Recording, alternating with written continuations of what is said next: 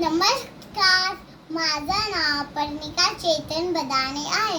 मी 5 वर्षांची आहे. मी तुम्हाला सगळ्यांना सांगणार आहे शून्याची गोष्ट. एकदा शून्य नवाकडे गेला. नवाने बघितलं आणि बोलला, आता माझ्यापेक्षा खूप छोटा, मी लहान नाही गेला. असं करत त्याने त्याला घराच्या बाहेर ढकलून दिलं. मग तो आटाकडे गेला.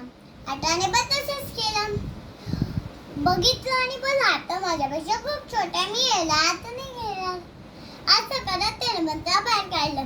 7, 6, 5, 4, 3, 2 असं करत सगळ्यांकडे गेला.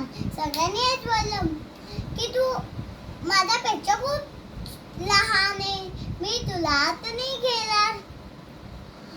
असं करत सगळ्यांनी बंदीला बाहेर काढलं. मग तो शेवटी एकाकडे गेला. एकाने त्याला बाहेर निघालं, आत घेतलं, आपल्या उजव्या बाजूला बसवलं आणि नवापेक्षा त्याची किंमत जास्त झाली. याच्यावरून आपण काय शिकलो? जगात शून्य असणाऱ्या माणसांची पण किंमत जास्त असते.